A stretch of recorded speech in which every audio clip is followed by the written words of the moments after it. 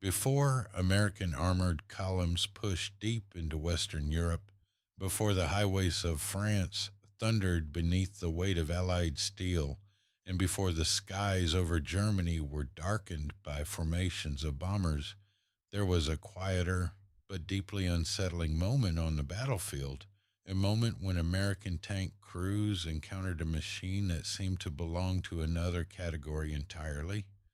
It did not rush into battle recklessly. It did not need speed to command attention. Its silhouette alone carried authority: a wide turret, a long and menacing gun barrel, armor so thick that it appeared almost invulnerable. When American shells struck it for the first time, the result was not the familiar burst of penetration and smoke. Instead, rounds ricocheted away in sparks of deflection, leaving crews staring in disbelief through their periscopes. For many, that first engagement with the German Tiger tank was not merely tactical, it was psychological. It introduced doubt into a battlefield that had previously seemed manageable. When the United States began engaging German armored forces in North Africa in 1942, American units were still gaining experience in large scale mechanized warfare. The M4 Sherman, which would become the backbone of American armored power, reflected a distinct philosophy. It was designed to be mechanically reliable, relatively easy to transport across oceans, and capable of being produced in extraordinary numbers. American planners did not envision tank warfare as a contest of singular heavyweight champions facing each other in isolated duels. They saw it as a system, one in which mobility, logistics, coordination, and sustained pressure would determine outcomes. Germany, however, increasingly invested in technological overmatch. The Tiger I, introduced in 1942, embodied this shift. With frontal armor reaching up to 100 millimeters and the formidable 88 millimeter KWK 36 gun, capable of destroying enemy tanks at long range with remarkable accuracy, the Tiger was engineered to dominate through direct superiority.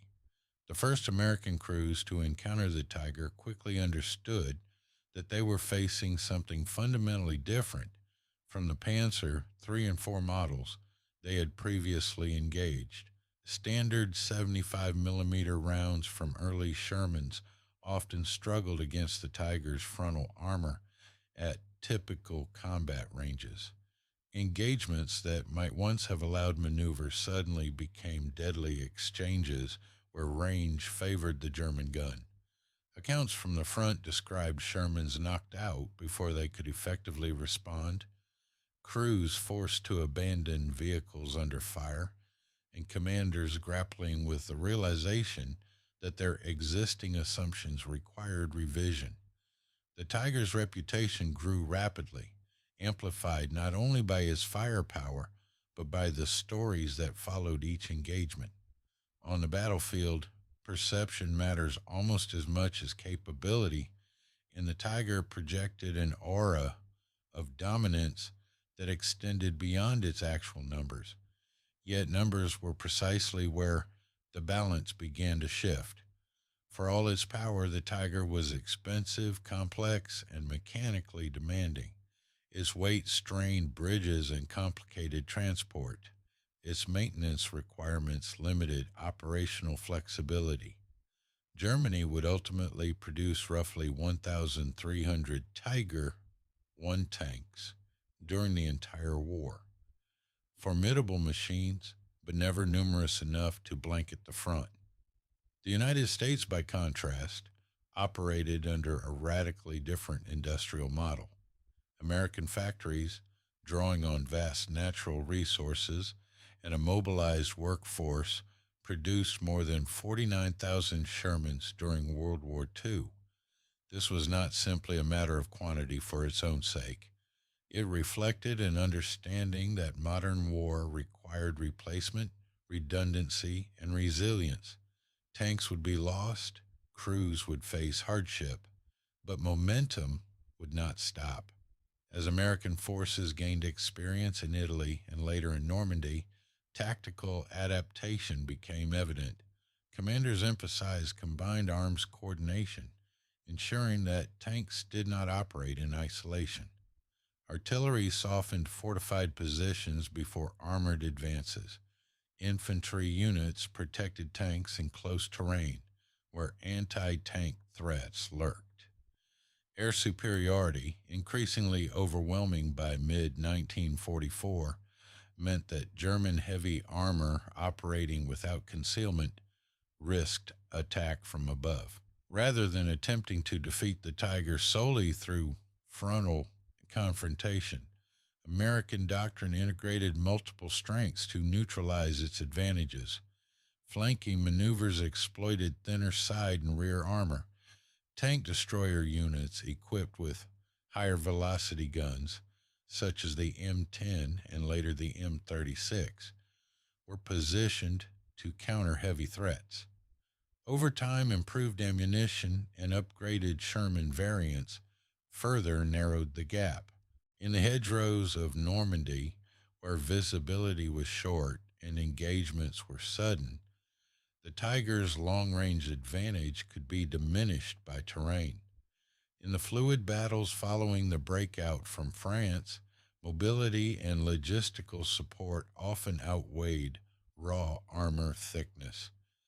The Sherman's mechanical reliability allowed it to travel long distances with fewer breakdowns, sustaining advances that heavy German tanks struggled to match consistently. American supply lines, stretching back to the beaches and across the Atlantic, delivered fuel, ammunition, spare parts, and replacements at a scale Germany could no longer rival by 1944. War had become not only a contest of engineering, but of endurance. None of this diminishes the reality that the Tiger was a dangerous and respected opponent. American crews who faced it did so with full awareness of the risks. Losses occurred, tanks burned, lives were cut short in seconds of violent exchange. The battlefield was unforgiving, and technological disparity in isolated encounters could be deadly. But the broader pattern tells a different story than legend alone. The Tiger was designed to dominate a confrontation. The American system was designed to dominate a war. Over time, that distinction became decisive. By late 1944 and into 1945, the strategic environment had shifted irreversibly. German heavy tanks, including both Tigers and later King Tigers, could still inflict damage, but they operated within a shrinking perimeter of resources and mobility. Fuel shortages, air attacks, and mechanical strain reduced operational effectiveness. American armored forces, backed by immense industrial production and coordinated doctrine, maintained pressure across multiple fronts simultaneously. A single Tiger could command a stretch of ground, but it could not alter the overwhelming tide of material and operational superiority pressing toward Germany from west and east alike. The first encounter between American forces and the Tiger tank therefore stands as a moment of stark contrast. It revealed vulnerability, it exposed limitations, it forced recalculation, but it also highlighted a defining strength. The American response to technological shock was not stagnation or panic. It was analysis, adjustment, and acceleration. Where the Tiger embodied concentrated power, the United States embodied scalable power, the ability to multiply effort across thousands of vehicles, tens of thousands of crews, and an industrial machine operating at unprecedented scale. The Tiger's legend endures because it symbolizes raw battlefield dominance, the image of steel deflecting incoming fire and striking from afar with devastating effect. Yet wars are rarely decided by singular symbols.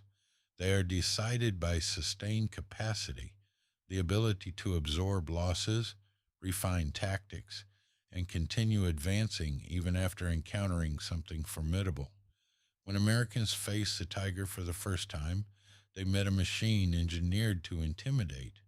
What followed demonstrated something equally powerful: resilience, backed by industry, strategy, and coordination. In the end, the outcome was not determined by which tank possessed thicker armor in a head on duel. It was determined by which nation could integrate technology into a broader system of logistics, production, training, and doctrine. The Tiger may have shaped the memory of first contact, but it could not halt the momentum of a force built to adapt. American armored crews did not win because their machines were invulnerable.